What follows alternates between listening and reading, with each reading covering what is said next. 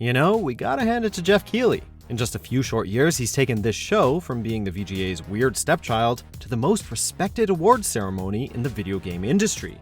Welcome to Watch Mojo, and today we're counting down our picks for the top 10 memorable Game Awards moments of all time. And the Game Award goes to, oh man, I have to pay a microtransaction to unlock. That's so stupid. Before we begin, we publish new content every day, so be sure to subscribe to our channel and ring the bell to get notified about our latest videos. We'll be looking at moments that shocked and surprised us, or stood out in our minds for one reason or another. Are you ready for this? No, I'm not ready. Number 10. Kiefer Sutherland's off-the-cuff speech. I cannot tell you what an honor it is to be here with you all this evening, and I'm not going to use a teleprompter. I just want to talk to you for a few seconds. Near the beginning of the award show's very first broadcast, television star and Solid Snake voice actor Kiefer Sutherland came on stage to introduce Hideo Kojima to debut footage for Metal Gear Solid 5. The game that I was so privileged to be a part of is Metal Gear Solid 5. Before doing so, Sutherland gave a passionate, unscripted speech on his feelings regarding the gaming industry and how long it has taken for them to be taken seriously. And in my experience over the last 10 years working in this industry, you guys have taken technology from 0 to 1,000 in the shortest amount of time. So I think you all deserve an unbelievable round of applause for that. It was a fitting moment to open the show, if slightly surprising due to it being a Hollywood actor delivering the words rather than an industry icon. Nonetheless, the actor's heartfelt words were a fantastic start to the show, and rang true with the audience of gaming industry veterans and fans. But I don't think so. I see this unbelievable synthesis happening where I think film and television and gaming will actually all come together. Number 9. Schick Hydrobot.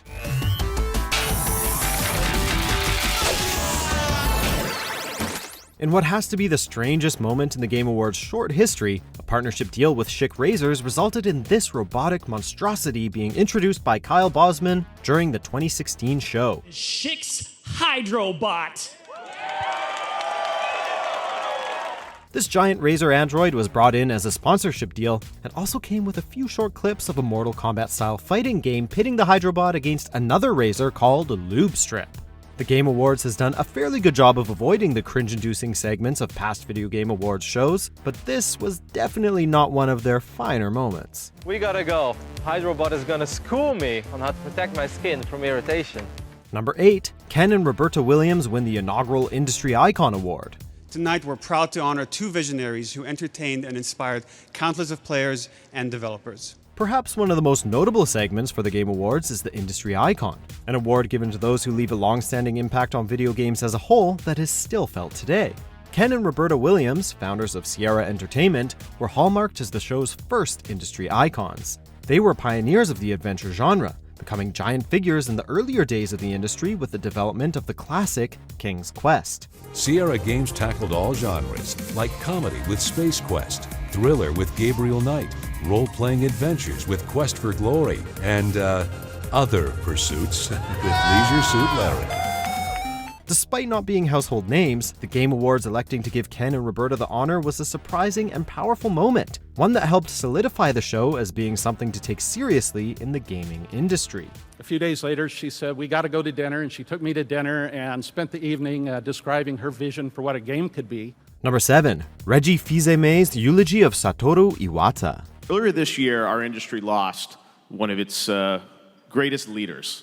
I'm talking about Satoru Iwata from Nintendo. When former Nintendo CEO and game programmer Satoru Iwata passed away in 2015, the Game Awards aired a touching video package before giving Nintendo of America president Reggie Fils-Aime the floor to eulogize the legendary gaming figure. Satoru Iwata is one who clearly was unique, in the fullest meaning of the word. Reggie's speech was emotional and impactful, honoring the memory of Iwata while educating many who didn't know him about his life and achievements. For Mr. Iwata, it was not enough to repeat the words of Nintendo's mission, to surprise and delight with the unexpected.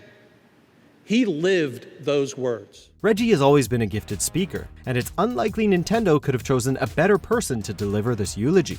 Iwata was a towering figure in the history of Nintendo and the industry at large, and we won't forget this fitting tribute to his life. He was my boss, and he was my mentor. and he was my colleague. But most of all, he was my friend, and I'm a better person for it. Number 6, Game of the Year Orchestral Performance.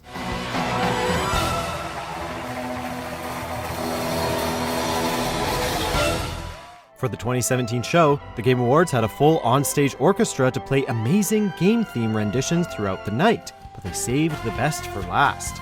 Before announcing the Game of the Year winner, they played a medley of songs from all the games that were nominated, and the result was a beautiful and incredibly fun performance to cap off the show's best incarnation so far. It's time to jump up in the air. Jump up, don't be scared. Jump up and your cares will soar away. Legend of Zelda Breath of the Wild would take away the top award of the night, but each game felt appreciated through the excellent music performance.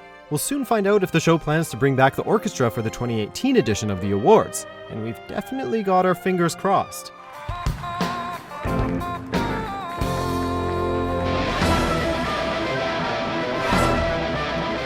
Number 5, Eiji Aonuma wields the Master Sword.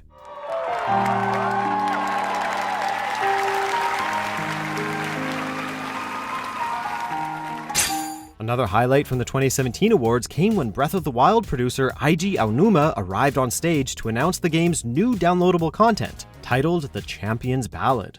One day, Princess, I must leave him to face my fate with Ruta. As a cinematic played on the screen, Aonuma appeared dressed as Link, pulling the Master Sword from its cradle and swinging it around before raising the blade to introduce the trailer.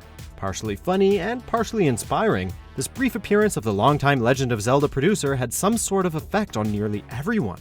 It's been about 9 months since The Legend of Zelda Breath of the Wild was first released, and I'm happy to see people around the world continue to discover the game and its many secrets and adventures. It would end up being a huge night for Breath of the Wild, but our favorite Zelda moment of the evening came from this fun piece of cosplay. And thank you again for enjoying Breath of the Wild. Thank you! Number 4, Death Stranding's insane second trailer. Once there was an explosion, a bang which gave rise to life as we know it. And then came the next explosion. Having already revealed 2 strange trailers for his new game, Death Stranding, including one at the 2016 Game Awards, Hideo Kojima took to the stage in 2017 alongside Norman Reedus with an even more insane trailer for the game. To say Death Stranding got everyone talking would be an understatement, as the 8-minute trailer somehow gave us more information about the game while simultaneously raising even more questions surrounding it. The trailer features a fetus inside of Norman Reedus' throat, which is definitely something we never thought we'd ever see, let alone during an awards show. After this wild spectacle, it's hard not to be excited for whatever kind of game Death Stranding ends up being. I think I now have to go on the internet and try to figure out what I just watched, though. Number 3, Ryan Green's acceptance speech. That dragon cancer!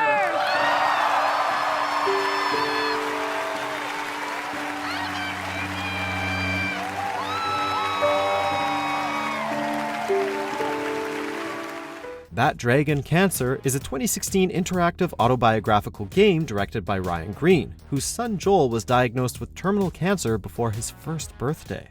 You let us tell the story of my son Joel. It won the Games for Impact Award in 2016, and in what has to be the most emotional moment in the show's history, Ryan accepted the award, delivering an impassioned and personal speech that didn't leave a dry eye in the house. And in the end, it was not the story that we wanted to tell. But you chose to love us through our grief by being willing to stop and to listen and to not turn away. Seeing this family get professional recognition for their hard work and everything they overcame to release this game and tell their story makes it a moment that is impossible to forget. And I have hope that when we are all willing to see each other, this act of love and this act of grace can change the world. Thank you. Number 2, Geoff Keighley dishes the dirt on Konami. On behalf of Hideo Kojima and everybody who worked on the game, I will accept this award and thank you from the bottom of our hearts. Game Awards creator Geoff Keighley has a known friendship with Hideo Kojima, so when Konami decided not to allow the legendary developer to travel to the US to accept any awards for Metal Gear Solid 5, Geoff wasn't going to let that slide. As you noticed, Hideo Kojima is not here with us tonight, and I want to tell you a little bit about that. After Konami instead sent Kiefer Sutherland to accept the award for Best Action-Adventure Game, Keely took the opportunity to reveal the reason Kojima wasn't at the show. Konami told him he couldn't come as part of his employment contract. It's inconceivable to me that an artist like Hideo would not be allowed to come here and celebrate with his peers and his fellow teammates. All would work out, however, as Kojima was invited to receive the Industry Icon Award the following year. I think what happened to Hideo Kojima last year was a tragedy, but he never complained. He just sat in an isolated room for months, looked inside himself, and focused on his art. Before we reveal our top pick, here are a few honorable mentions. Hellblade has been my first ever acting job. I've never done anything like that at all in my life. And I just want to thank Ninja Theory and my team so much for supporting me and being patient with me and giving me this chance to prove that I can do it. And send in the Psychonauts. I've got a special surprise for everyone in the house tonight. If you look under your seats, everyone gets a copy of the original Schick Fu game from 1994. Go on, look. Just playing. Number 1, Joseph Fares' passionate rant. I'm telling you this, okay. There are like passionate people, there are crazy people, and there is me. I'm so passionate to be here. Sometimes awards shows can feel overscripted and dull. Other times, they remind you what can happen during a live broadcast. When Geoff brought developer Joseph Fares on stage to show off his new game, A Way Out, Fares, well, let's just say, he let his outgoing personality run wild. The Oscars, you know? The Oscars!